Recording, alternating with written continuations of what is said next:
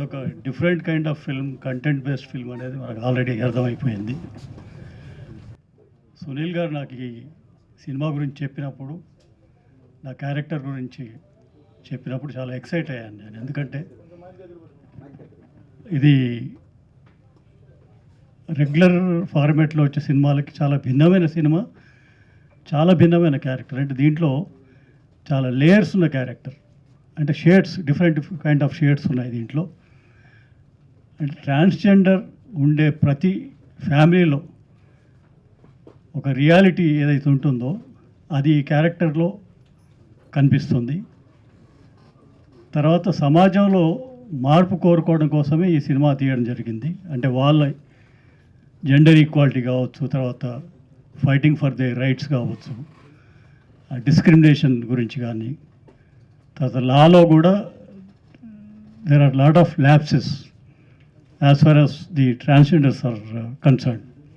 So దాని గురించి టోటల్గా వాళ్ళ లైఫ్ గురించి తీసిన సినిమా ఇది. దీంట్లో ఫాదర్ అనే వరకు, అంటే నేను చాలా సినిమాలు ఫాదర్ క్యారెక్టర్స్ చేస్తున్నాను, కానీ సబ్జెక్టే డిఫరెంట్ కాబట్టి క్యారెక్టర్ కూడా డిఫరెంట్గా ఉంటుంది. బిగినింగ్లో అంటే ఇది ఒక జాడ్యం అని చెప్పాలి సొసైటీలో. ఏంటంటే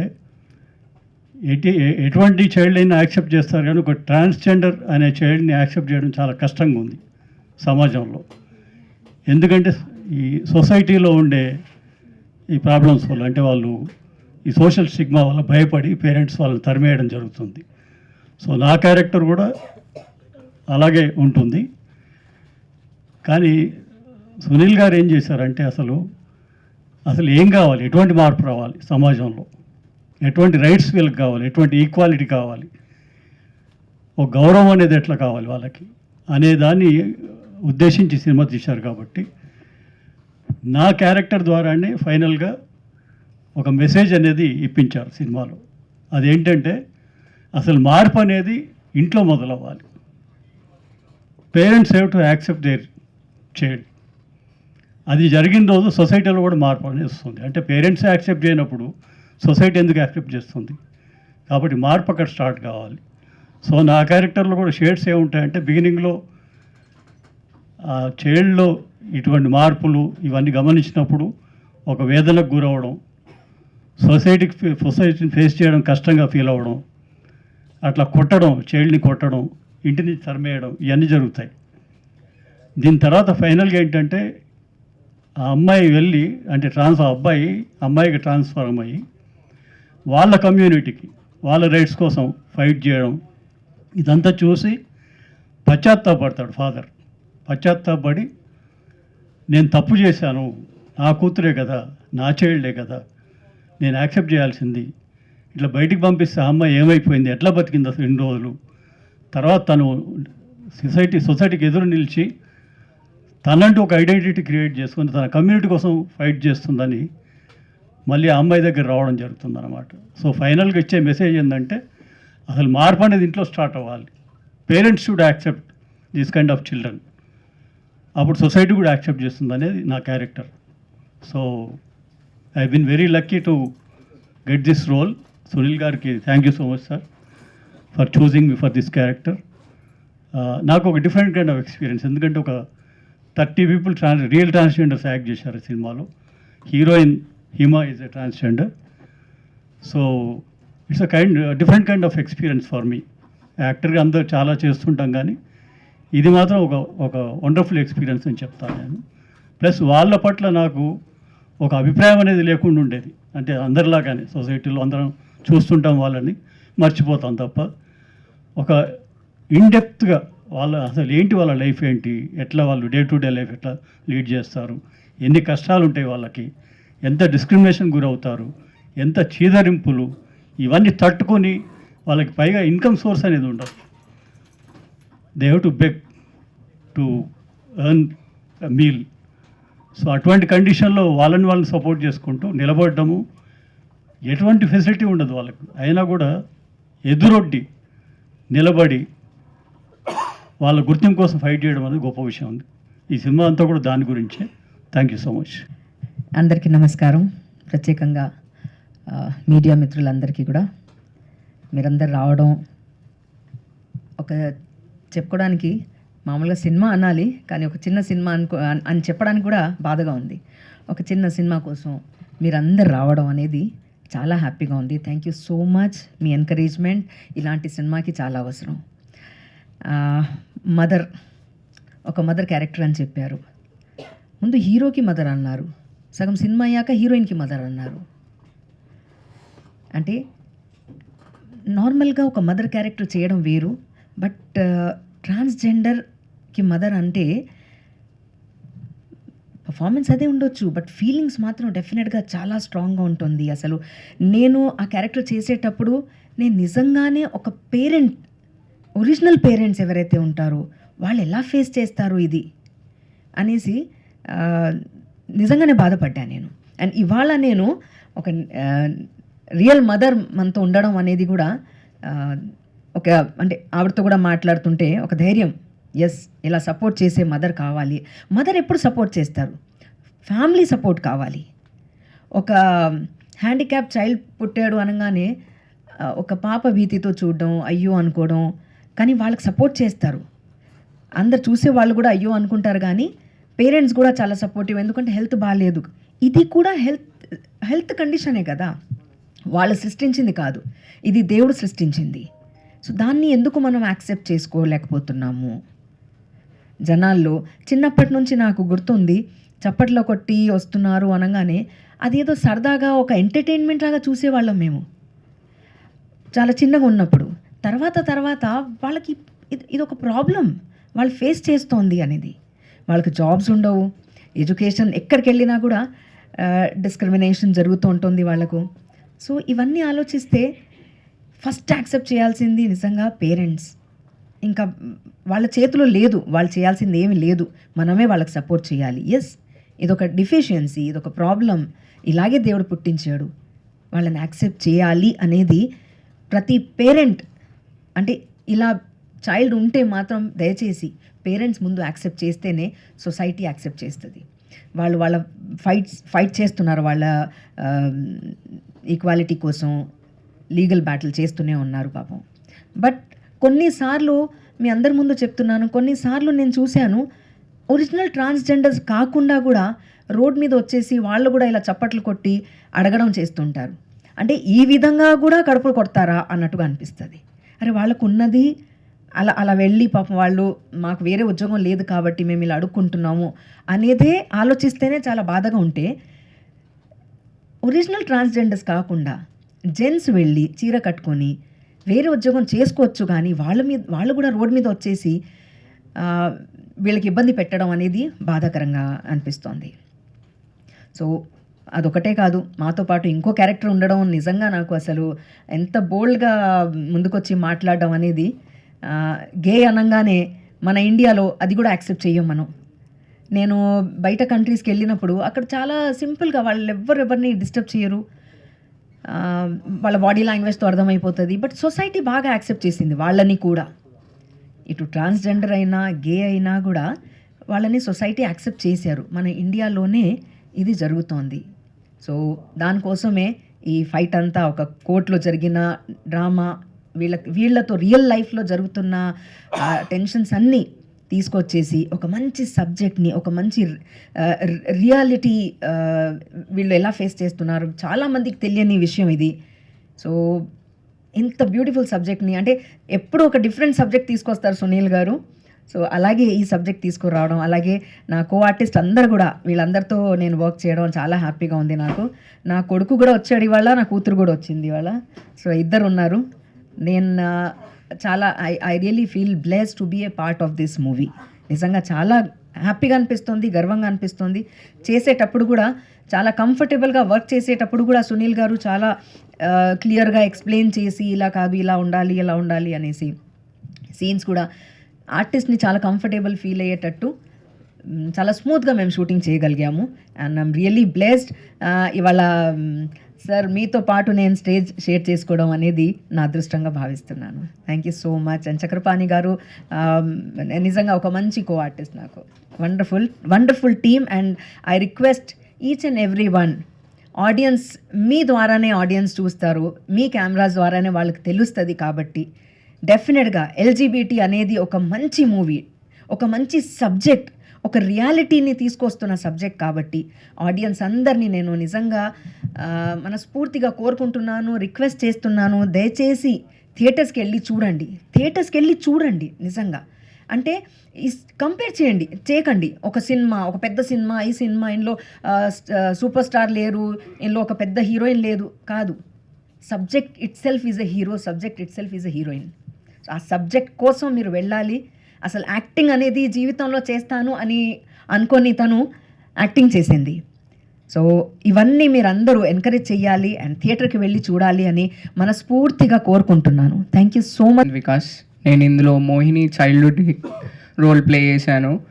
ఈ రోల్ చేస్తూ ఉంటే వాళ్ళు చిన్నప్పటి నుంచి ఎంత స్ట్రగుల్ అయ్యారు అండ్ వాళ్ళ ప్రాబ్లమ్స్ ఏంటివి అని చేస్తూ ఉంటే నాకు చాలా అర్థమైంది. అండ్ రియల్గానే ఇలాంటి మూవీని అందరూ ఎంకరేజ్ చేయాల్సింది.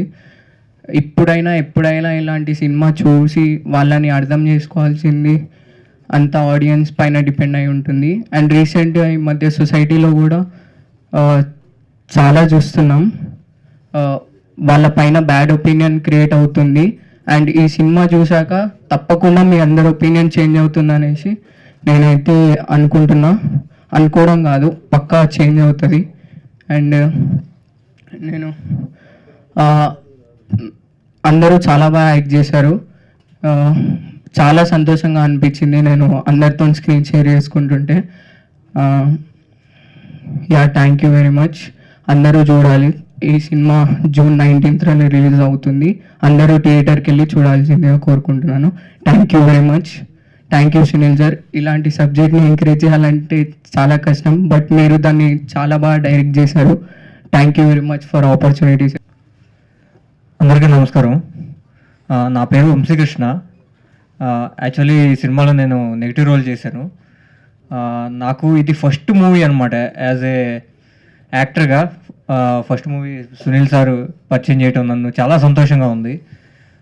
నాకు సునీల్ సార్ని ఇంట్రడ్యూస్ చేసిన FM బాబాయ్ గారికి నేను చాలా కృతజ్ఞత చెప్పుకుంటున్నానండి. ఎందుకంటే ఇలాంటి గొప్ప సినిమాలో నన్ను ఒక మంచి పాత్రని ఇవ్వటం అనేది నాకు చాలా సంతోషంగా ఉంది. అండ్ ఇక్కడ ఇంతమంది పెద్దలతో యాక్ట్ చేయడం అనేది నాకు అసలు నేను నమ్మలేకపోతున్నాను. ఇంకొక విషయం ఏంటంటే అండి, నేను చాలా గొప్పగా చెప్పుకోవాల్సింది, నేను ఇప్పటి వరకు 3 ట్రాన్స్జెండర్స్తో 3 సినిమాల్లో యాక్ట్ చేశాను. ఫస్ట్ సినిమా హిమా గారు అయితే, రెండో సినిమా కూడా నా రెండో సినిమా హర్షిని మేకలా అని చెప్పి తను కూడా ఒక ట్రాన్స్ ఉమెన్. అండ్ రీసెంట్గా శ్రీహరి గారు వాళ్ళ అబ్బాయిది మూవీలో కూడా ప్రియాంక సింగ్ గారితో 3వ కాంబినేషన్ అనమాట. ఇట్లా 3 ట్రాన్స్జెండర్స్తో నాకు అంటే ఈ అనుబంధం ఏంటో నాకు తెలియదు. సడన్గా ఇలాగా 3 సినిమాల్లో కూడా 3 ట్రాన్స్జెండర్స్తో ఇట్లా వర్క్ చేయడం. అండ్ అందరూ అంటుంటారు చాలామంది, ఒక నెగిటివ్ ఒపీనియన్ ఉంది కొంతమంది వల్ల, ట్రాన్స్ ఉమెన్ వల్ల. అది ఆ నెగిటివిటీ ఫీలింగ్ వల్ల, కొంతమంది వల్ల అందరూ ట్రాన్స్జెండర్స్ని చెప్పటం అనేది కూడా నాకు తెలిసి కరెక్ట్ కాదంటాను. ఎందుకంటే అబ్బాయిల్లోనూ అమ్మాయిల్లోనూ కూడా చాలామంది తప్పులు చేసేవాళ్ళు ఉన్నారు. అలాగని చెప్పి ఒక ఇక అబ్బాయిలందరూ చెడ్డవాళ్ళే, అమ్మాయిలు కొంతమంది తప్పులు చేస్తున్నారు అని అమ్మాయిలు అందరూ చెడ్డవాళ్ళే అని చెప్పి వాళ్ళని నెగిటివ్గా మనం చూడట్లేదు కదా. అలాగే ఒక చిన్న లోపంతో వాళ్ళు అబ్బాయిల నుంచి అమ్మాయిలుగా మారేవాళ్ళు ఉన్నారు, అమ్మాయిల నుంచి అబ్బాయిలుగా మారేవాళ్ళు ఉన్నారు. వాళ్ళని మనం ఎందుకు యాక్సెప్ట్ చేయలేకపోతున్నామో నాకు తెలియదు. నాకు బీటెక్లో కూడా ఒక చిన్న ఇన్సిడెంట్ జరిగిందండి. ఇట్లాగే బెగ్గింగ్ చేసుకోవడానికి కొంతమంది ట్రాన్స్జెండర్స్ ఉమెన్ వచ్చేవాళ్ళు అనమాట. నాకు చాలా నెగిటివ్ ఫీలింగ్ ఉండేది, ఎందుకంటే పదే శుక్రవారం రెగ్యులర్గా కనిపించేవాళ్ళు అనమాట. వాళ్ళు ఎప్పుడు బెగ్గింగ్ చేస్తున్నారు, కొంచెం ఇబ్బంది పడుతున్నారు అనే నెగిటివ్ థాట్ నాకు చాలా బాగుండేది అనమాట. కానీ వన్ డే అలాగే నేను బైక్ మీద వెళ్తా ఉన్నాను, నేను నా ఫ్రెండ్స్. ఆ సడన్గా ఒక్కసారిగా స్కిడ్ అయ్యి కింద పడేసరికి అప్పుడే కాళ్ళకి నా మోకాలు 2 కొట్టిపోయాయి అనమాట. సో అదే టైంలో అదే ట్రాన్స్జెండర్ వచ్చి నన్ను ఫస్ట్ ఎయిడ్ చేసి పక్కనున్న ఒక చిన్న క్లినిక్ తీసుకెళ్ళి అక్కడ ఫస్ట్ ఎయిడ్ చేయించి మళ్ళీ తను అక్కడి నుంచి చాలా ఒపీనియన్స్ మారాయండి వాళ్ళ మీద. కానీ ఏంటో నాకు తెలియదు, ఈ జర్నీలో నేను ఒక 3 ట్రాన్స్జెండర్స్తో 3 మూవీస్లో యాక్ట్ చేయడం అనేది నాకు చాలా సంతోషంగా ఉంది. అండ్ నాకు తెలిసి చాలా బ్లెస్సింగ్ అనమాట నాకు అది. అండ్ ఇక్కడ ఆపర్చునిటీ ఇచ్చిన సునీల్ సార్కి థ్యాంక్ యూ సో మచ్ అండి. ఇంత గ్రేట్ ఆపర్చునిటీ ఇచ్చినందుకు thank you very much Sunil sir. And నేను ఈరోజు ఇక్కడ మాట్లాడడానికి కారణం, ఈరోజు ఇక్కడ ఉండడానికి కారణం మా గురువు గారు ఎల్బి శ్రీరామ్ గారు. ఆయనకి ఎప్పుడూ నేను రుణపడి ఉంటాను. థ్యాంక్ యూ సార్, నాకు ఈ అవకాశాన్ని ఇప్పించినందుకు thank you very much. And this movie transgender protection act 2019 section 18 గురించి స్పెసిఫిక్గా మెన్షన్ చేసి ఈ మూవీలో మేము ఎక్స్ప్లెయిన్ చేసాం. నాల్సా జడ్జ్మెంట్ 2014 జడ్జ్మెంట్ కూడా కోట్ చేసాం. అండ్ లీగల్ ఆస్పెక్ట్స్ ఏ ఒక్కటి కూడా మిస్ అవ్వకుండా ప్రతి లీగల్ ఆస్పెక్ట్ని చాలా జాగ్రత్తగా దగ్గర నుంచి అబ్జర్వ్ చేసి చాలా క్లియర్ కట్గా ఈ మూవీలో ఎక్స్ప్లెయిన్ చేశారు సునీల్ సార్. ఇలాంటి మంచి మూవీలో నేను పార్ట్ అవడం నిజంగా చాలా సంతోషం. అండ్ నాకు చాలా సపోర్ట్ కూడా చేశారు Sunil sir. At the same time ఇది లీగల్ కోర్ట్ రూమ్ డ్రామాని ట్రాన్స్జెండర్స్, లెస్బియన్, గే, ఎల్జీబీటీక్యూ కమ్యూనిటీని ముడివేస్తూ ఇలాంటి ఒక సోషల్ రెస్పాన్సిబిలిటీ మూవీని తీయడంతో వైజాగ్లో కూడా నేను వైజాగ్లో ప్రమోషన్స్ చేసినప్పుడు కూడా గవర్నమెంట్ ఎన్జిఓస్ కానీ, వైజాగ్ డిస్ట్రిక్ట్ కలెక్టర్ గారు కానీ, వైజాగ్ పోలీస్ కమిషనర్ గారు కానీ ఈ మూవీకి చాలా సపోర్ట్ చేశారు. Because this is the social awareness movie. The main concept of this movie is eradicate the discrimination against the certain community in the society. So ఈ మూవీని ప్రతి ఒక్కళ్ళు చూడడం కాకుండా జనరల్గా రీసెంట్లీ గాజువాకలో మాన్సా డిఫెన్స్ అకాడమీ అనే ఒక డిఫెన్స్ అకాడమీ వాళ్ళ స్టూడెంట్స్కి ఈ మూవీ చూపించాలని ముందుకు వచ్చింది. సో యాక్చువల్లీ మొక్కై వంగంది మానై వంగన అంటారు.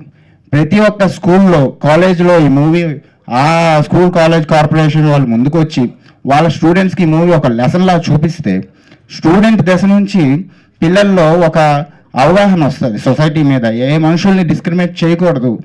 వాళ్ళు కూడా మనలో ఒక ఇందాక మనం ట్రైలర్లో చూస్తే స్కూల్లో వాళ్ళు కామెంట్ చేస్తారు.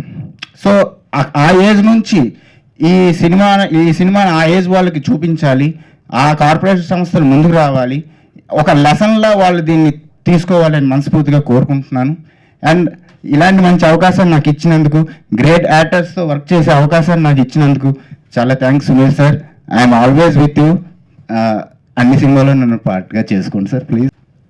అయితే నాకన్నా ముందు చాలామంది ఇండస్ట్రీకి సంబంధించిన వ్యక్తులు కూడా మాట్లాడారు. నేను కూర్చున్నప్పుడు ఆలోచిస్తున్న ఒక విషయం, ఇక్కడ వేదిక మీద ఉన్న వాళ్ళు ఎంత మనస్ఫూర్తిగా, వేదిక మీద ఉన్న వాళ్ళందరూ ఎంత మనస్ఫూర్తిగా అంటే మేము ఈ షూటింగ్ చేసేటప్పుడు చాలా తక్కువ పరిచయం అనమాట. ఎందుకంటే షూటింగ్ చేసే డేట్స్లో మేమున్న రోజు మేడం అలాగే సార్ కూడా లేరు. సో ఎల్బి గారు ఉన్నారు. సో కొన్ని సీన్స్లోనే మేము కనెక్ట్ అయ్యాం, కొన్ని సీన్స్లో కనెక్ట్ అవ్వలేదు.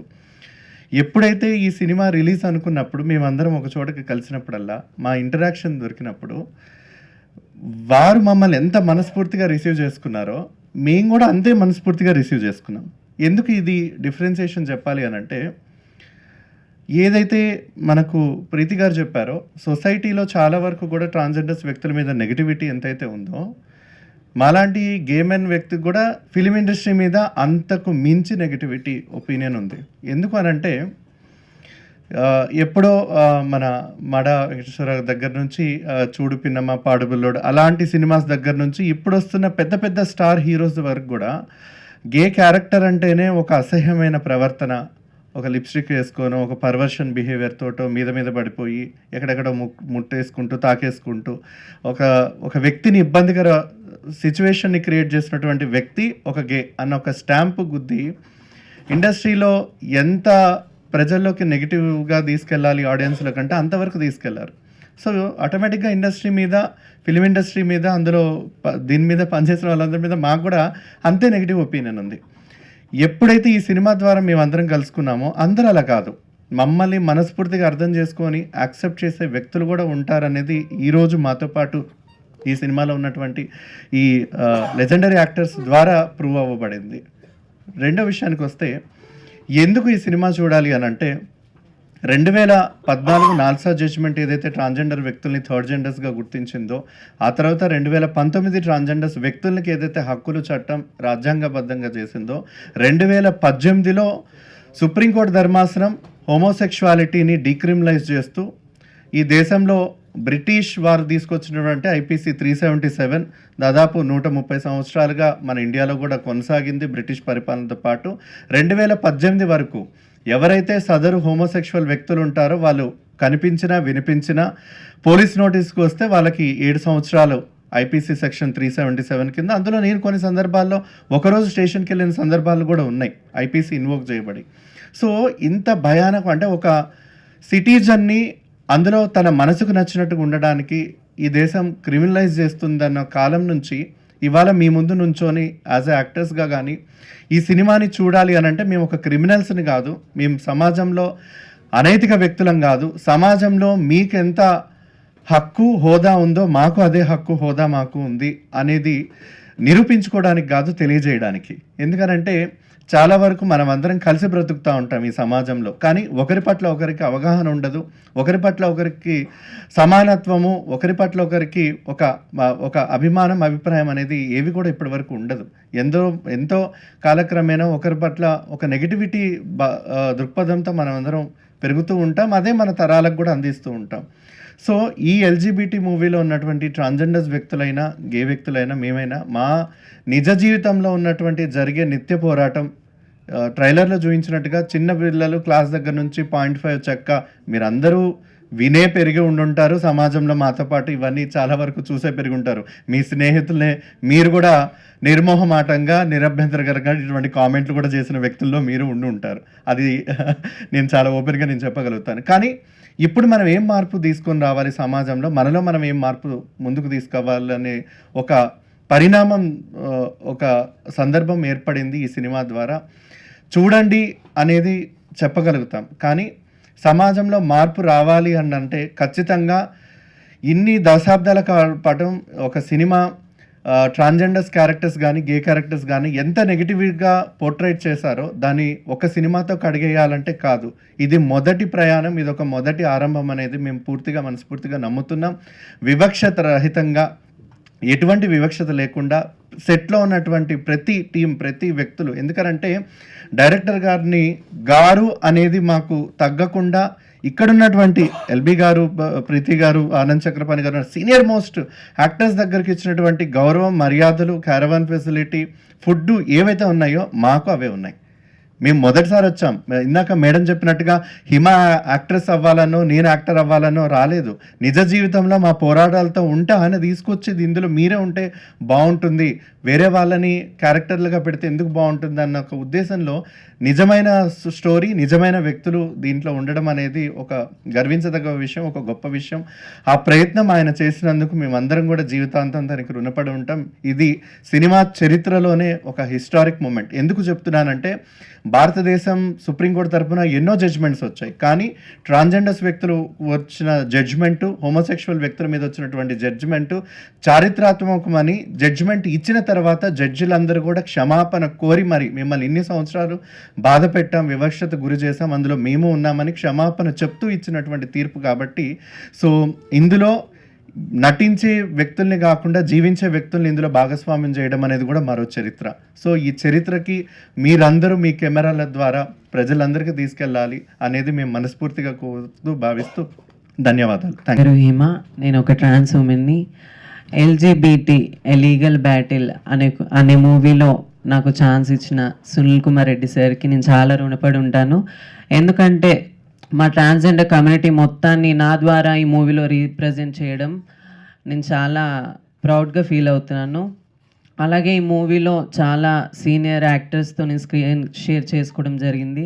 ఎల్బి శ్రీరామ్ గారు, ఆనంద్ చక్రపాణి గారు, ప్రీతి నిగమ్ గారు, రాజు కేర్ గారు, ఎస్తర్ గారు, ఇలా ఇంకా చాలామంది ఉన్నారు. వాళ్ళతో స్క్రీన్ షేర్ చేసుకోవడము. అలాగే మా ట్రాన్స్జెండర్ కమ్యూనిటీ నుండి మా పెద్దవారు లైలమ్మ గారు కానివ్వండి, చంద్రముఖి గారు కానివ్వండి, సోనా రాథోడ్ గారు, వాళ్ళతో కూడా ఈ మూవీలో కలిసి యాక్ట్ చేయడం చాలా హ్యాపీగా ఫీల్ అవుతున్నాను. ఈ మూవీ June 19th థియేటర్స్లో రిలీజ్ అవుతుంది. అందరూ ఈ మూవీ చూసి ఆదరిస్తారని, మమ్మల్ని చూసే చూపులు, మా మీద ఉన్న వేరే అపోహలు కానీ అన్నీ వెళ్తాయని, ఈ మూవీ చూసిన తర్వాత మాకు చిన్న సపోర్ట్ కానీ ఏదన్నా వస్తుందని ఒక చిన్న హోప్తో ఇది మా ఫస్ట్ స్టెప్ లాగా అనుకొని ఈ మూవీ అందరు చూసి ఆదరిస్తారని, చిన్నపిల్లల నుండి పెద్దవాళ్ళ వరకు అందరూ ఈ మూవీ చూడాలని మనస్ఫూర్తిగా కోరుకుంటున్నాను. ఇప్పుడు ఇక్కడికి వచ్చిన మీడియా వాళ్ళందరికీ చాలా థ్యాంక్స్ అండి, మీ విలువైన టైంని మాకు ఇచ్చినందుకు. అందరికీ థ్యాంక్ యూ సో మచ్. ఇందు మూలముగా వాదోపవాదాలు పరిశీలించిన మీదట నేను ఇవ్వబోయే తీర్పు ఏంటంటే, డెఫినెట్గా మీరు ఈ సమాజానికి కానీ ఈ చిత్రసీమకు కానీ ఈ హ్యుమానిటీకి కానీ మీరు ఇచ్చే గొప్ప ట్రిబ్యూట్ ఏంటంటే థియేటర్లో వెళ్ళి చూడండి ఈ సినిమా. ఇది జడ్జిమెంట్ అయిపోయిన తర్వాత నేనేం మాట్లాడగలను ప్రయత్నిస్తాను. జడ్జి అంటే వినాలి, చూడడం కాదు, మాట్లాడడం కాదు. చిన్న చిన్నగా తీర్పులు ఇవ్వడాలు, అబ్జెక్ట్ చేయడాలు అలాంటివి తప్ప ఎక్కువ వినాలి, వినాలి వినాలి వినాలి, అర్థం చేసుకోవాలి, ఆచరణలో పెట్టాలి, ఆలోచించాలి. ఇవన్నీ జడ్జి యొక్క బాధ్యతలు. అలాంటి వేషం నిజంగా ఇది డైలాగ్ తక్కువ, అవుట్ స్టాండింగ్ పర్ఫార్మెన్స్ అంటాం. త్రూ అవుట్ సినిమా ఉంటాం కానీ రొమ్ము విరుచుకొని చెప్పేసే డైలాగులు అలా ఉండవు. ఒక రకంగా ఇది అండర్ ప్లే ఈ క్యారెక్టర్. నేను అండర్ ప్లే క్యారెక్టర్స్ చాలా తక్కువ వేసాను, అన్ని లౌడర్గా ఉంటాయి నా క్యారెక్టర్స్. చాలా బాగుంది కావిడ వేసుకొచ్చిన క్యారెక్టర్ కానీ, అమ్మ 1వ తారీఖు కోర్టు సీన్లు అవి కానీ, అదే కోర్టులో నేను ఇంత అండర్ ప్లే చేయడం నాకే ఆశ్చర్యంగా అనిపిస్తుంది. మరి సొంత ఊరు అనే ఒక గోచి పెట్టుకుని ఊరంతా కల తిరిగే, శ్మశానాల్లో తిరిగే ఒక క్యారెక్టర్ కానీ, ఇవన్నీ లౌడర్ క్యారెక్టర్స్. అలాంటి చోట నేను ఇంత సాఫ్ట్గా, ఎంత డిగ్నిఫైడ్గా, అంత పరిస్థితులను అర్థం చేసుకోవడానికి ప్రయత్నిస్తూ చేసే క్యారెక్టర్. ఆ రకంగా నాకు ఛాలెంజ్, నటుడిగా ఒక ఛాలెంజ్. ఇదేమో బెస్ట్ యాక్టర్ అవార్డు కొట్టే క్యారెక్టర్ కాదు, కానీ పెర్ఫామ్ చేయడం చాలా కష్టమైన క్యారెక్టర్. అటువంటిది నాకు ఇచ్చారు. నేను చిన్నప్పుడు మణిరత్నం గారి సినిమాలు చిన్నప్పటి నుంచి చూస్తూ నాకు అనిపించేది, ఏంటి నా తీసిన సబ్జెక్ట్ మళ్ళీ తీయడు, అన్నీ గొప్పగా ఉంటాయి, ప్రయోగాత్మకంగా ఉంటాయి, తీసుకున్న కథా వస్తువులు అన్నీ విపరీత ధోరణిలో ఉంటాయి. నేను చాలా ఆశ్చర్యపోయేవాడిని రైటర్గా ఉన్నప్పుడు.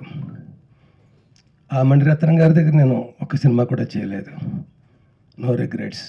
నాకు ఒక మణిరత్నం ఉన్నారు, సునీల్ కుమార్ రెడ్డి గారు. ఆయన తీసే సబ్జెక్ట్స్ అలా ఉంటాయి, ఆయన నాకు ఇచ్చే వేషాలు అలాగ ఉంటాయి. సబ్జెక్ట్స్ అలా ఉన్నప్పుడు ఆబ్వియస్గా నాకు వేషాలు కూడా బాగుంటాయి. ఈ సినిమా విషయానికి వస్తే ఆయన చాలా గ్రేట్ పర్సన్, నాలెడ్జబుల్ పర్సన్, చాలా అవేర్నెస్తో ఉండే మనిషి సునీల్ కుమార్ రెడ్డి గారు. ఆయనదంతా ఒక జర్నీ సినిమా ఫీల్డ్లో. ఎప్పటి నుంచో అబ్జర్వ్ చేస్తున్నాను నేను, యాక్టర్ అయినప్పటి నుంచి. తీస్తూ ఉంటారు, అలాగ సినిమాలు తీస్తూ ఉంటారు, డిఫరెంట్గా తీస్తూ ఉంటారు. ఆడతాయి, ఆడవు, అస్సలు ఎక్కడ నిరాశ నిస్పృహలకి తావే ఉండదు. చిన్న బడ్జెట్లతోటి అందులోనే పెద్దగా ఎంత చేయగలం. ఆ నమ్ముకున్న సబ్జెక్టు ప్రకారం టెక్కల్ రవీంద్రబాబు గారితో కలిసి ఆయన చేసిన ప్రయాణం చాలా పెద్దది, చిన్నది కాదు. అలాంటివి 2 సినిమాలు ఫ్లాప్ వస్తే మళ్ళీ ఇండస్ట్రీలో కనుమరుగైపోయే రోజుల్లో అప్పటి నుంచి ఇప్పటిదాకా ఉండి చివరికి ఆయన ఎలా స్థిరపడ్డారంటే,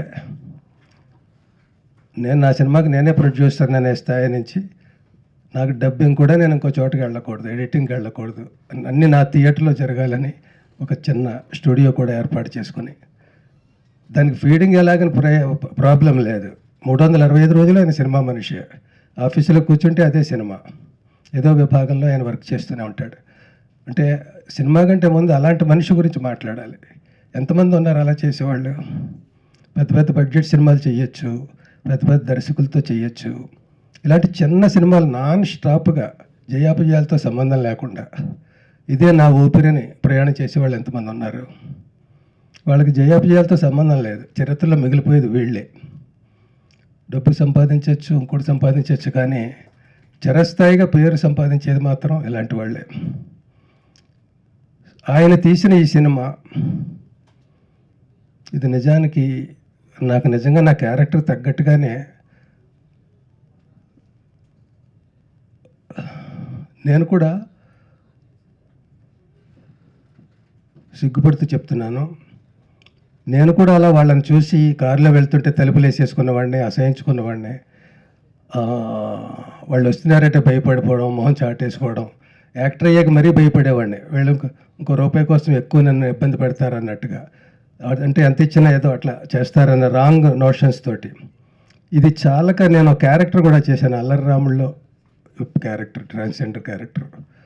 అది ఏదో కొంచెం అది కూడా హై టోన్లోనే ఉంటుంది ఆ క్యారెక్టర్. అలా చెయ్యాలి వాళ్ళది. మన సినిమా పరిభాషలో అలా చేస్తే తప్ప రిసీవ్ కాదు ఆ క్యారెక్టర్. పైగా ఎంటర్టైన్మెంట్ కోసం పెట్టిన క్యారెక్టర్ అప్పట్లో అది. అప్పటి నుంచి మొదలై ఇవాళ నేను వాళ్ళ క్యారెక్టర్స్ అర్థం చేసుకొని కోర్టుగా ఆ కేసు వస్తే అక్కడ ఆ జడ్జినే నేనైతే, ఆ జడ్జి ఒక పాత్రధారి అయితే, ఒక ప్రేక్షకుడైతే ఎలా ఆలోచించాలి, ఎలా అర్థం చేసుకోవాలి, ఎలాంటి తీర్పు ఇవ్వాలి, ఆ తీర్పు ఇవ్వడానికి నాకున్న పరిధులు ఏమిటి? ఇదే సుప్రీం కోర్టు కాదు, సెషన్స్ కోర్టు. ఇలాంటి కోర్టులో నాకున్న పరిమితులు ఎంత? అసలైన ఈ సబ్జెక్ట్ తీసుకోవడమే డేరింగ్. ఎంత డేరింగ్ అంటే సెన్సార్ కాబడలేదు ఇక్కడ మన రాష్ట్రాల్లో. ఎందుకంటే మాకు తెలియట్లేదండి ఎలాగ సెన్సార్ చేయాలో దీనికి. ఏది అడల్ట్ కంటెంట్, ఏది యూ కంటెంటు, ఇది ఏం మేము చెప్పలేము, నిర్ణయాలు తీసుకోలేము. ఎందుకంటే ప్రతి సినిమాకి నిర్ణయం తీసుకోవడానికి మాకు కొన్ని రెఫరెన్స్లు ఉంటాయి. ఈ సినిమాకి రెఫరెన్స్ లేదు. వీళ్ళ సబ్జెక్ట్ని డీల్ చేసేటప్పుడు ఎంతవరకు అడ్వాంటేజ్ తీసుకోవచ్చు, ఎంతవరకు తీసుకోకూడదు, అవి నామ్స్ ఏం లేవు మాకు. మీదే ఫస్ట్ సినిమా, మీరు సెంట్రల్కి వెళ్ళండి అని అలా ఇక్కడ చెయ్యని సినిమా ఇది. ఎంత విచిత్రం. లా ఉన్నా ఇంకోటి ఉన్నా అన్నీ ఉన్నా కూడా సినిమా సెన్సార్ విషయంలో ఎలా జరుగుతుందంటే ఎన్ని వేల లక్షల సినిమాలు వస్తున్నాయి మనకి. ఇలాంటి అటెంప్ట్స్ ఎందుకు తక్కువ జరిగి మన వాళ్ళు మాట్లాడినట్టుగానే ఒక కామెడీ క్యారెక్టర్ కానీ ఎందుకు ట్రీట్ చేయబడింది ఈ క్యారెక్టర్? మరి ఇప్పుడు నలుగురికి తెలిసింది కాబట్టి వాళ్ళ హక్కులు ఏమిటి, వాళ్ళ హ్యుమానిటేరియన్ గ్రౌండ్స్ ఏంటి, ఇవన్నీ మనం అర్థం చేసుకుంటున్నాం. అప్పుడు ఎవరు అర్థం చేసుకున్నారు? ఇదిగో ఇవిడ ఒక తల్లి, ఆవిడ పెంచారు అట్లా బిడ్డని. ఎంత ఛాలెంజ్ వాళ్ళ రోజుల్లో. అప్పటి నుంచి మనం ఈనాటి దాకా వచ్చామంటే చాలా గొప్ప విషయం. ఇప్పుడు ఒక జడ్జిగా సినిమాలో పాత్రధారిగా ఎలా మాట్లాడాలన్నా నాకెందుకు కొంచెం ప్రివిలేజ్ ఉందంటే ఈ క్యారెక్టర్కి తగ్గట్టుగానే ఆ సినిమాలో నా బిహేవియర్ కూడా ఉంటుంది. మొట్టమొదట ఒక మామూలు ప్రేక్షకుడిలాగే నేను జడ్జి స్థానంలో ఉండి ఆలోచించినా కూడా వాళ్ళని రిజెక్ట్ చేసినా, అపోజ్ చేసినా, భయపడినా, చిరాకు పడినా అలా మొదలవుతుంది క్యారెక్టర్ జడ్జి స్థానంలో ఉండి. అలాంటి క్యారెక్టరు కోర్టుకి అలాంటి ఒక కేసు వచ్చిందని తెలిసినప్పుడు, ఆ జడ్జి అందులో ఇన్వాల్వ్ అయ్యి తీర్పు ఇవ్వాల్సి వచ్చినప్పుడు ఫస్ట్ అతను కూడా రిజెక్ట్ చేస్తాడు, ఈ కేసు తొందరగా ముగించేస్తే బాగుండు అన్నట్టుగా. అలాంటి మనిషి రాను అలా పరిస్థితులు కేసు నడుస్తుండగా తను కూడా స్లోగా ఇంజెక్ట్ చేయబడతాడు. దీనికి ప్యారలల్గా కొన్ని క్యారెక్టర్లు, ఈ క్యారెక్టర్లు రోడ్డు మీద నన్ను హింసిస్తూ ఉంటాయి. వాళ్ళని స్టార్టింగ్లో ఎలాగ నేను ట్రీట్ చేశాను, ఈ కేసు ఇలాంటిది వచ్చినప్పుడు ఎలా ట్రీట్ చేశాను, వాళ్ళ పరిస్థితులు వింటున్నప్పుడు బయట వాళ్ళని ఎలాగ ట్రీట్ చేశాను.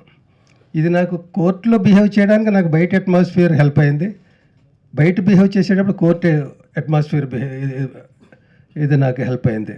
అలా చివరికి నేను వాళ్ళ ఇళ్ళకి వెళ్ళి, వాళ్ళ పర్సనల్ లైఫ్లోకి వెళ్ళి, వాళ్ళ ఫెస్టివల్స్ అవి నేను అందులో పార్టిసిపేట్ చేసి, నేను కూడా ఒక ప్రేక్షకుడిగా వాళ్ళ జీవితాల్లో రియల్ లైఫ్లో సినిమాటిక్గా కాదు అవి చూసి సినిమాల్లో కోసం వెళ్ళి పర్సనల్గా చూశాను. సినిమాల్లో సీన్లు ఉన్నాయి అట్లా, ఆ సీన్ల కోసం వెళ్ళి వాళ్ళతో గడిపాను నేను. అప్పుడు నేను ఎలా ఫీల్ అవుతాను? అలా మనం ఇప్పుడు ఈ సమస్య, ఇది సమాజ సమస్య ఇంత రహస్యంగా ఉంచబడుతుందంటే, వాళ్ళ బిహైండ్ ది కర్టెన్ స్టోరీ ఏంటో జనాలకు తెలియదంటే, మనం తెలుసుకుని తీరాలనుకుంటే మనం అన్ని విషయాల గురించి తెలుసుకుంటున్నాం. వేళ 2 ఏళ్ల పిల్ల దగ్గర నుంచి 80 ఏళ్ల వాడి దాకా అందరి దగ్గర సెల్స్ ఉంటున్నాయి, సెల్ ఫోన్స్. చూడొద్దన్న అందరూ చూసేస్తున్నారు. ఇంట్లోనే ఉండి ఈ సెల్ ఇలా ఉంటుంది, ఆ సెల్ అలా ఉంటుంది, ఇంకో సెల్ అలా ఉంటుంది, అక్కడే చూసేస్తున్నారు అందరూ, ఎవరికి కావాల్సింది వాళ్ళు. అలాంటిది ఈ సబ్జెక్ట్ ఎందుకు చూడరు? చూడొచ్చు, తప్పులేదు. చూస్తేనే ఎక్కువ అవేర్నెస్ ఉంటుంది. ఒక కష్టం నీళ్ళలో దూకినప్పుడే బయటికి ఎలా రావాలనేది మనకు తెలుస్తుంది. అలాగా ఏవేవో చూసే బదులు ఇలాంటి సబ్జెక్టులు చూస్తే అవేర్నెస్ పెరుగుతుంది. తర్వాత అలాగే సెల్ ఫోన్లో చూద్దామని కాకుండా థియేటర్కి రావాలి. నేను ఎందుకంటున్నానంటే ఈ థియేటర్ని, అంటే మిగతా సబ్జెక్టులు వాళ్ళ ప్రాబ్లమ్స్ అందరూ మాట్లాడారు కాబట్టి నేను డిఫరెంట్గా ఏం మాట్లాడగలనని ప్రయత్నిస్తున్నాను. రేపు 19వ తారీఖు సినిమా రిలీజ్ అయినప్పుడు తర్వాత చూద్దాంలే ఎలాగో ఓటీటీకి వస్తుంది ఇలాంటి రాంగ్ నోషన్స్ కాకుండా రాక ఇలాంటి సబ్జెక్ట్ వచ్చినప్పుడు మన బాధ్యతగా మనం అలా బిహేవ్ చేయాలి. 19వ తారీఖుని సినిమాకి వెళ్ళిన వాళ్ళు హీరోయిన్లు నా దృష్టిలో. ఎందుకంటే లిమిటెడ్ థియేటర్స్లో టు స్టార్ట్ విత్ రిలీజ్ చేస్తున్నారు. ఇది పెద్ద 400 థియేటర్లు రిలీజ్ చేసే సినిమా కాదు కదా. తక్కువ థియేటర్లో చూజీగా సెలెక్ట్ చేసుకొని అరే ఆ సినిమా చూడాలి అనుకుని బయలుదేరి వెళ్ళే వాళ్ళ కోసం తీస్తూ అలా అలా అలా అలా అలా దాన్ని పెంచాలనేది కాన్సెప్ట్. ఆ మొదటి రోజు సపోజ్ 125 సీట్లు ఉన్నాయనుకుందాం, అందులో 25 మంది వీళ్ళు ఉండొచ్చు ప్రతి చోట కూడా. ఇద్దరు మన ఇంటికి వస్తున్నారంటేనే మనం తలుపులేసేసుకునే రోజుల్లో వాళ్ళ మధ్య కూర్చుని సినిమా చూడడం ఒక హీరోయిజం. అది మన మగతనం అంటే. అంతే తప్ప వాళ్ళు అయిపోయాక చూద్దాం లేకపోతే ఇంట్లో చూద్దాం అంటే మనం మగాళ్ళమే కాదు, మనం అసలు సమస్యను ఫేస్ చేయలేం. అప్పుడు సిగ్గుపడాలి నిజంగా. ఇలాంటి సినిమా చూడకపోయినా పర్వాలేదు కానీ వాళ్ళ మధ్య చూడలేకపోతున్నాం అనేది ఉంటే అది ఇంక సిగ్గుపడాల్సిన విషయం. కాబట్టి ఓపెనింగ్స్ బాగుంటే ఈ 40 థియేటర్లలో 400 థియేటర్లు అవుతుంది ఈ సినిమా కూడా. దాన్ని చేయాల్సిన బాధ్యత మన అందరిది. థియేటర్స్ వాళ్ళ మధ్యలో కూర్చుందాం. నేను యాక్ట్ చేసిన వాళ్ళు వెళ్ళకెళ్ళాను. నేను మీకంటే పెద్ద తోపునే, పెద్ద ఆర్టిఫిషియల్గా జీవితాన్ని గడిపిన వాడిని.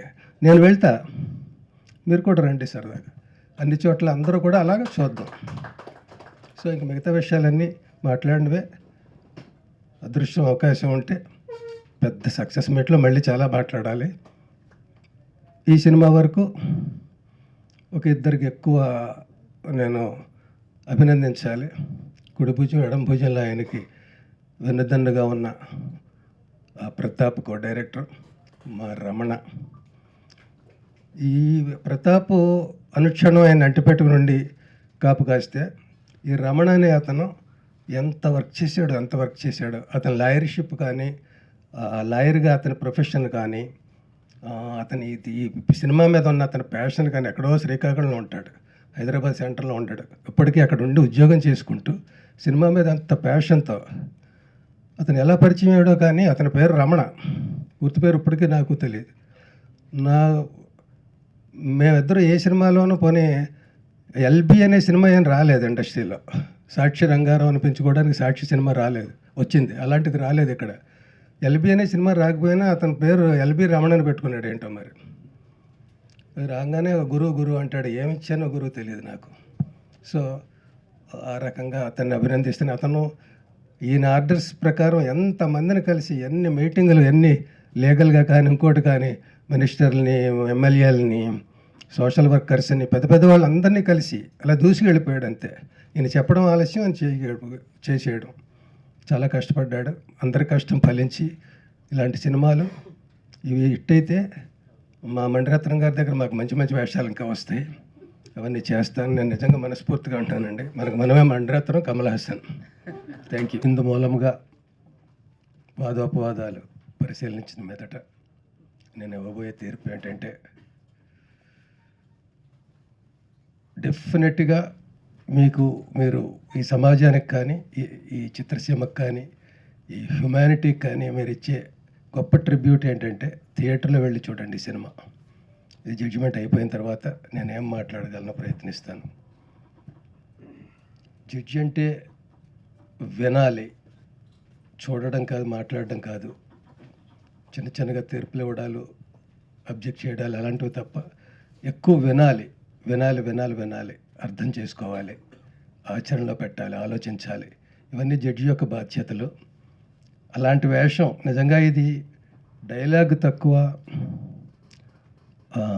అవుట్ స్టాండింగ్ పర్ఫార్మెన్స్ అంటాం. త్రూ అవుట్ సినిమా ఉంటాం కానీ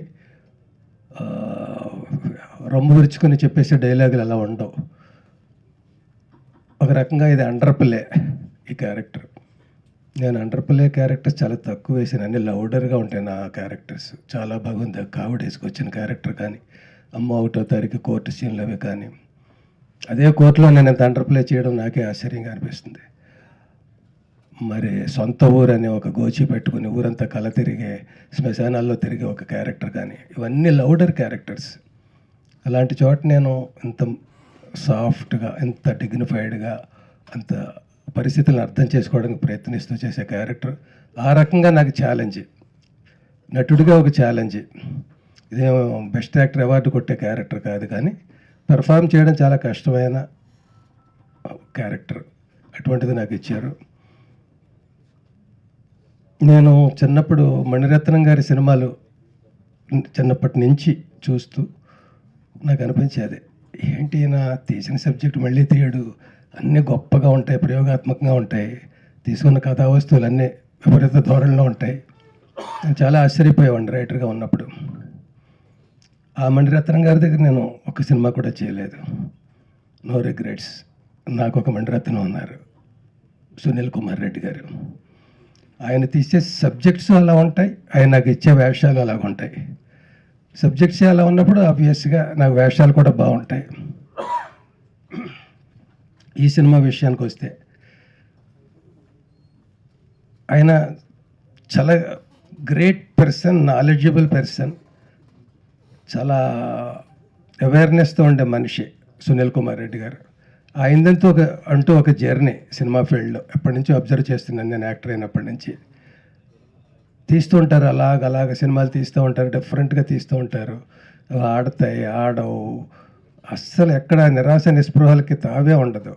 చిన్న బడ్జెట్లతోటి అందులోనే పెద్దగా ఎంత చేయగలం ఆ నమ్ముకున్న సబ్జెక్టు ప్రకారం టెక్కల్ రవీంద్రబాబు గారితో కలిసి ఆయన చేసిన ప్రయాణం చాలా పెద్దది, చిన్నది కాదు.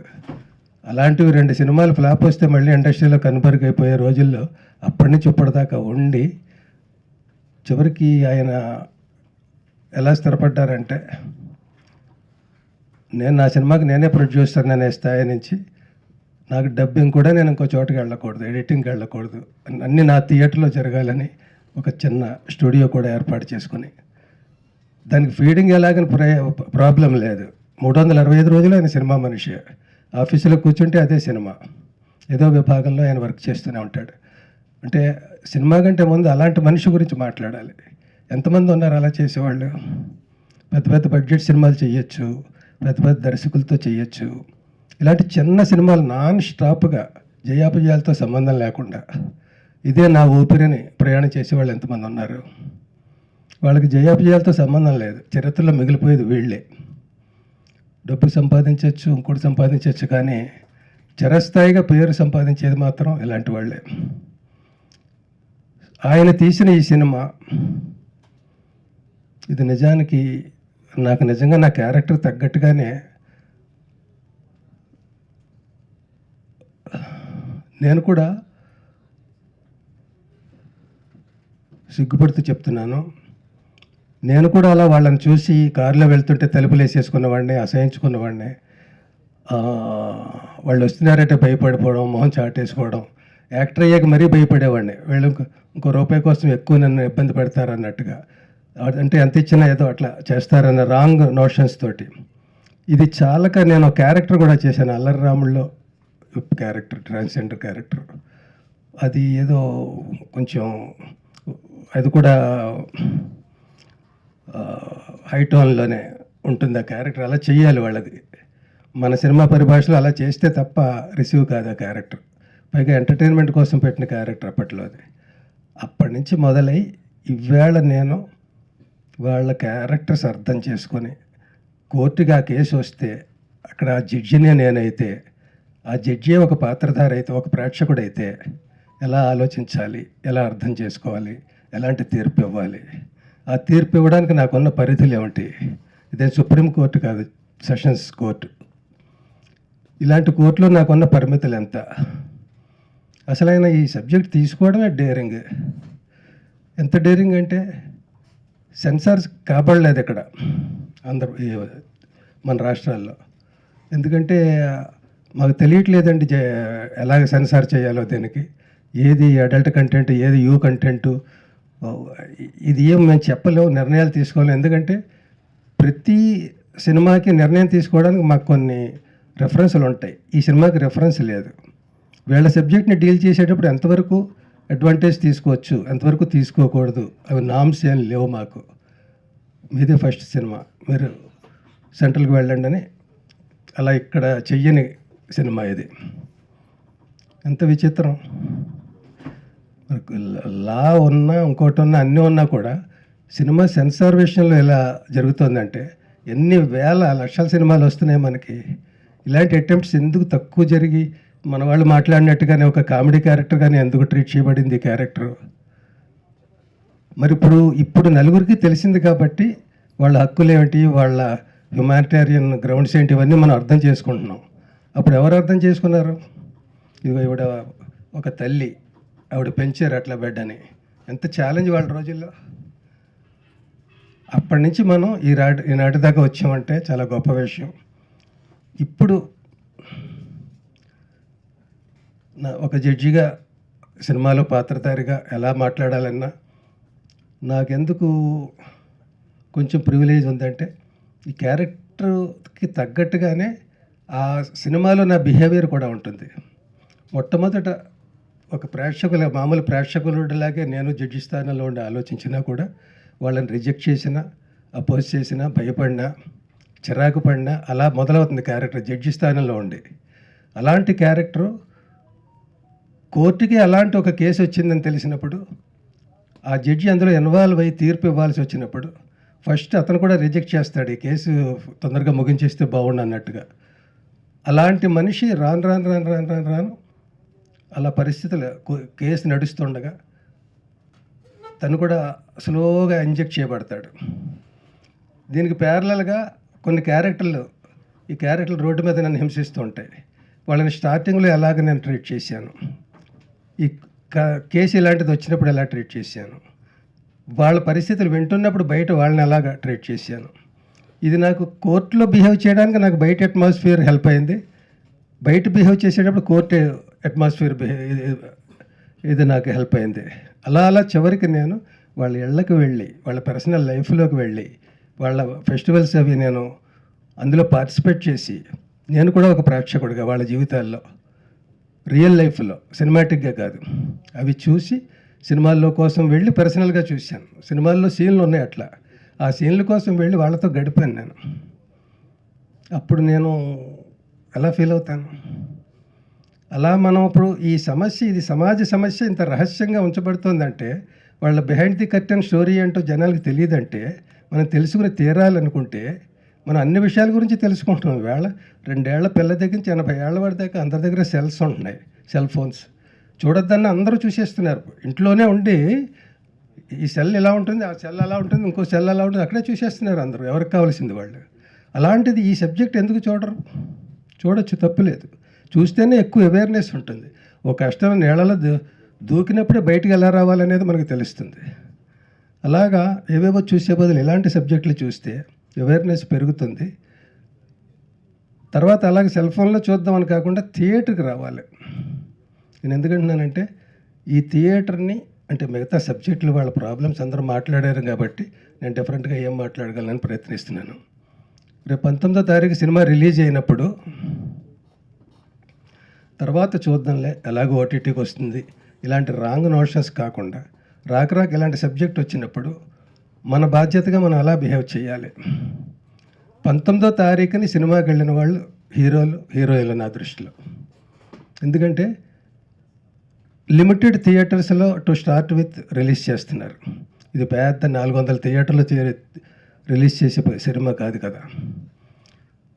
తక్కువ థియేటర్లో చూజీగా సెలెక్ట్ చేసుకొని అరే ఆ సినిమా చూడాలి అనుకుని బయలుదేరి వెళ్ళే వాళ్ళ కోసం తీస్తూ అలా అలా అలా అలా అలా దాన్ని పెంచాలనేది కాన్సెప్ట్. ఆ మొదటి రోజు సపోజ్ 125 సీట్లు ఉన్నాయనుకుందాం, అందులో 25 మంది వీళ్ళు ఉండొచ్చు ప్రతి చోట కూడా. ఇద్దరు మన ఇంటికి వస్తున్నారంటేనే మనం తలుపులేసేసుకునే రోజుల్లో వాళ్ళ మధ్య కూర్చుని సినిమా చూడడం ఒక హీరోయిజం. అది మన మగతనం అంటే. అంతే తప్ప వాళ్ళు అయిపోయాక చూద్దాం, లేకపోతే ఇంట్లో చూద్దాం అంటే మనం మగాళ్ళమే కాదు. మనం అసలు సమస్యను ఫేస్ చేయలేం. అప్పుడు సిగ్గుపడాలి నిజంగా. ఇలాంటి సినిమా చూడకపోయినా పర్వాలేదు కానీ వాళ్ళ మధ్య చూడలేకపోతున్నాం అనేది ఉంటే అది ఇంక సిగ్గుపడాల్సిన విషయం. కాబట్టి ఓపెనింగ్స్ బాగుంటే ఈ 40 థియేటర్లలో 400 థియేటర్లు అవుతుంది ఈ సినిమా కూడా. దాన్ని చేయాల్సిన బాధ్యత మన అందరిది. థియేటర్స్ వాళ్ళ మధ్యలో కూర్చుందాం. నేను యాక్ట్ చేసిన వాళ్ళు వెళ్ళకెళ్ళాను. నేను మీకంటే పెద్ద తోపునే, పెద్ద ఆర్టిఫిషియల్గా జీవితాన్ని గడిపిన వాడినే. నేను వెళ్తా, మీరు కూడా రండి సరదాగా. అన్ని చోట్ల అందరూ కూడా అలాగే చూద్దాం. సో ఇంక మిగతా విషయాలన్నీ మాట్లాడినవే. అదృష్టం అవకాశం ఉంటే పెద్ద సక్సెస్ మీట్లో మళ్ళీ చాలా మాట్లాడాలి. ఈ సినిమా వరకు ఒక ఇద్దరికి ఎక్కువ నేను అభినందించాలి. కుడి భుజం ఎడం భుజంలో ఆయనకి వెన్నుదన్నుగా ఉన్న ప్రతాప్ కో డైరెక్టర్ మా రమణ. ఈ ప్రతాప్ అనుక్షణం ఆయన అంటిపెట్టుకు నుండి కాపు కాస్తే ఈ రమణ అనే అతను ఎంత వర్క్ చేశాడు. అతని లాయర్షిప్ కానీ, లాయర్గా అతని ప్రొఫెషన్ కానీ, అతని ఈ సినిమా మీద ఉన్న అతని ప్యాషన్ కానీ ఎక్కడో శ్రీకాకుళంలో ఉంటాడు, హైదరాబాద్ సెంటర్లో ఉంటాడు. ఇప్పటికీ అక్కడ ఉండి ఉద్యోగం చేసుకుంటూ సినిమా మీద అంత ప్యాషన్తో అతను ఎలా పరిచయం అయ్యాడో కానీ అతని పేరు రమణ. పూర్తి పేరు ఇప్పటికీ నాకు తెలియదు. మేమిద్దరూ ఏ సినిమాలోనూ పోనీ ఎల్బి అనే సినిమా ఏం రాలేదు ఇండస్ట్రీలో. సాక్షి రంగారావు అనిపించుకోవడానికి సాక్షి సినిమా రాలేదు, వచ్చింది. అలాంటిది రాలేదు ఇక్కడ. ఎల్బి అనే సినిమా రాకపోయినా అతని పేరు ఎల్బి రమణని పెట్టుకున్నాడు. ఏంటో మరి రాగానే గురువు అంటాడు. ఏమిచ్చానో గురువు తెలియదు నాకు. సో ఆ రకంగా అతన్ని అభినందిస్తున్న అతను ఈయన ఆర్డర్స్ ప్రకారం ఎంతమందిని కలిసి ఎన్ని మీటింగులు, ఎన్ని లీగల్గా కానీ ఇంకోటి కానీ మినిస్టర్ని, ఎమ్మెల్యేలని, సోషల్ వర్కర్స్ని, పెద్ద వాళ్ళందరినీ కలిసి అలా దూసుకెళ్ళిపోయాడు అంతే. ఈయన చెప్పడం ఆలస్యం అని చేసేయడం. చాలా కష్టపడ్డాడు. అందరి కష్టం ఫలించి ఇలాంటి సినిమాలు ఇవి హిట్ అయితే మా మణిరత్నం గారి దగ్గర మాకు మంచి మంచి వేషాలు ఇంకా వస్తాయి. అవన్నీ చేస్తాను. నేను నిజంగా మనస్ఫూర్తిగా ఉంటానండి. మనమే మణిరత్నం, కమల్ హాసన్. Thank you. ద్వారా అపీల్ చేయాలనుకుంటున్నానండి. చాలామంది ఎన్జిఓస్ వీళ్ళందరూ కూడా ముందుకు వస్తూ ఉన్నారు. For example Radhika charitable trust నుంచి మేడం గారు కాల్ చేసి సినిమా గురించి తెలుసుకొని, నేను ఒక 1000 మెంబర్స్కి సినిమా చూపెడతానండి, కాలేజ్ పిల్లలందరికీ చూడాలి అని. It was such a heartening. ఎంత గొప్పగా అనిపించిందంటే సమాజంలో అవేర్నెస్ రావడం కోసం ప్రయత్నం చేసే ఎంతోమంది ఎన్జిఓస్ ముందుకు రావటం. అలాగే ఎస్కే షరీఫ్ అనే ఒక అడ్వకేట్ మా బార్ అసోసియేషన్ వాళ్ళందరికీ సినిమా చూపెడతానని బల్క్ బుక్డ్ 100 టికెట్స్. ఇవన్నీ కూడా ఒక మంచి సైన్స్ అండి. సొసైటీ సపోర్ట్ చేయడానికి ప్రిపేర్డ్గా ఉంది ఒక మంచి సినిమా అని చెప్పడానికి. అలాగే ఈ సమావేశానికి సహకరించిన మిత్రులకి, అరేంజ్ చేసిన మా పిఆర్ఓ సతీష్ గారికి, అలాగే everybody and thank you. And నా టెక్నీషియన్స్ అందరికీ, ఇందులో యాక్ట్ చేసిన ఇక్కడికి లేని ఆర్టిస్టులు, ఎస్తర్ గారు, ఎస్పెషల్లీ ఎస్తర్ గారు షీ వాస్ షూటింగ్లో ఉన్నారు, లేకపోతే మేడం గారు రావాల్సి ఉండే.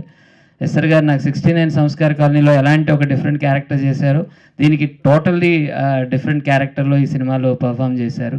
రాజు కేర్ గారు దీన్ని అనుపమ్ కేర్ గారు కూడా అప్రిషియేట్ చేసి ట్వీట్ చేయటం, అలాగే ప్రమోట్ చేయటం చాలా హ్యాపీగా ఉంది. థ్యాంక్ యూ అనుపమ్ కేర్ గారు.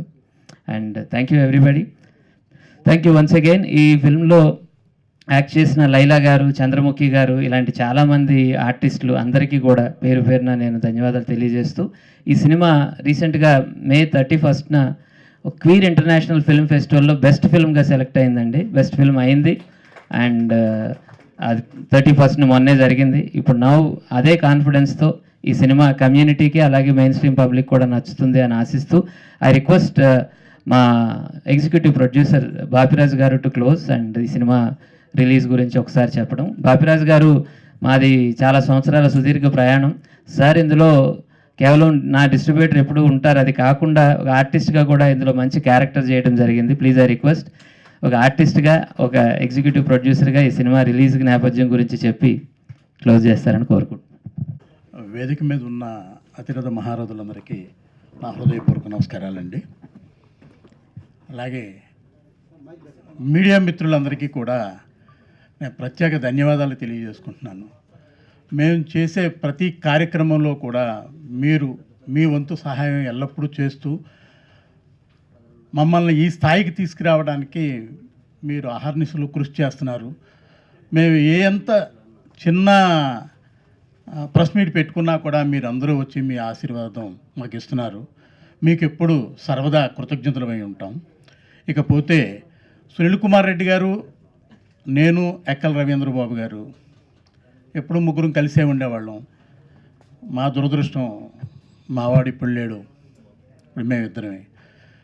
యాక్చువల్గా ఏదన్నా ఒక కథ అనుకున్నప్పుడు ముందుగా నేను సునీల్ గారు నాకు చెప్పడం, దాంట్లో మంచి చెడ్డలు ఆలోచించుకోవటం, బాగుంది, ముందుకు వెళ్ళిపోవాలనుకోవటం ఎప్పుడు ఇలా జరుగుతూనే ఉంది. అలాగే ఈ సినిమా అనుకున్నప్పుడు ఈ కథ చెప్పిన వెంటనే నిజంగా గుండెలు బరువెక్కిపోయినాయి. అందరూ చెప్పినట్టుగానే చిలరకుర్చిట్టమ్మలో మాడాగారి క్యారెక్టర్ చూసినప్పుడు నవ్వుకున్నాం. అప్పుడు తెలియదు వీళ్ళ పెయిన్ ఏమిటో అప్పుడైతే నాకు తెలియదు. ఆ సినిమా నెంబర్ ఆఫ్ టైమ్స్ చూసాం, ఆనందం పడ్డాం. కానీ తదనంతరం అటువంటి క్యారెక్టర్లు చాలా వచ్చినాయి. ప్రతి సినిమాలో కూడా కామెడీ మాత్రమే పెట్టారు. కానీ ఈ సినిమాలో నవనాళ్ళు కృంగిపోయేలా ప్రతి సన్నివేశాన్ని చిత్రీకరించడం, అది ఎట్లా చెప్పాలో కూడా అర్థం కాని పరిస్థితుల్లో ఈ సినిమాని చూడటం జరిగింది. ఈ సినిమాలో ఇది సినిమా అనటం కంటే కూడా ఒక కుటుంబం అనటం అవసరమేమో అనుకుంటున్నాను. ఇది సినిమాగా కాకుండా మనలో ఒక పార్టు, ఈ మన కుటుంబంలో ఇది ఒక పార్టుగా. ఎందుకంటే 100 సంవత్సరాల క్రితం కొంతమందిని గుళ్ళోకి రానిచ్చేవారు కాదు. తదనంతరం ఒక మహానుభావుడు రావటం వల్ల వాళ్ళందరినీ గుళ్ళోకి రానిచ్చారు. కొంతమందిని అయితే పూజారులుగా కూడా మనం చేయడం జరిగింది. అలాంటిది ఆడ మగ, మరి ఈ మధ్యలో ఉన్న వాళ్ళు ఎవరు? మహాభారతం నిజమైతే, రామాయణం నిజమైతే వీళ్ళ జీవితాలు కూడా నిజమేగా. అలాంటప్పుడు మనం తీసుకోవలసినటువంటి చిన్న బాధ్యత, ఇందాక అంటే నేను చాలా అనుకున్నాను, కానీ అవన్నీ కూడా చక్రపాణి గారు కానీ మేడం గారు కానీ చెప్పేశారు. ఇంకా చెప్పడానికంటూ ఏం లేదు, అంతా వాళ్ళు చెప్పారు. కాబట్టి నేను అనుకున్నది ఏంటంటే, మన సినిమా చూసిన తర్వాత, అంటే ఇంతకుముందు ఏం జరిగింది, ఎలా జరిగింది అన్నది మనం ఏం చేయలేం. కానీ మన ఈ సినిమా లీగల్ బ్యాటిల్ అనే సినిమా చూసిన తర్వాత అటు గవర్నమెంట్ కానీ ఇటు మనలో కానీ విపరీతమైన మార్పు వస్తుందని నేను అనుకుంటున్నాను. ఎందుకంటే ఎయిర్పోర్ట్లోకి వెళ్తే జెంట్స్కి టాయిలెట్ ఉంది, లేడీస్కి టాయిలెట్ ఉంది, మరి వీళ్ళకి టాయిలెట్ ఏది? అలా ప్రతి చోట కూడా వీళ్ళని ఒక పక్కకు తోసేయటమే జరిగింది. ఇప్పుడు ఈ సినిమా తర్వాత అయినా వాళ్ళకి కొంత ప్రాముఖ్యత ఇచ్చి, పిల్లలు ఇంతకుముందే చాలామంది వ్యక్తులు చెప్పారు, పిల్లలకి చిన్నప్పటి నుంచి మనం చెప్పగలిగి ఉండాలని. చెప్పటం కాదు, పాఠం పుస్తకాల్లో వీళ్ళకు ఒక పేజీ ఉండాలని నేను మనస్ఫూర్తిగా కోరుకుంటూ, అలాగే మా సినిమా తర్వాత అయినా కూడా గవర్నమెంట్ ముందుకొచ్చి వీళ్ళని సక్రమమైన మార్గంలో వీళ్ళకి మంచి భవిష్యత్తుని కల్పిస్తారని ఆశిస్తూ మీ అందరి వద్ద సెలవు తీసుకుంటున్నాను. Thank you.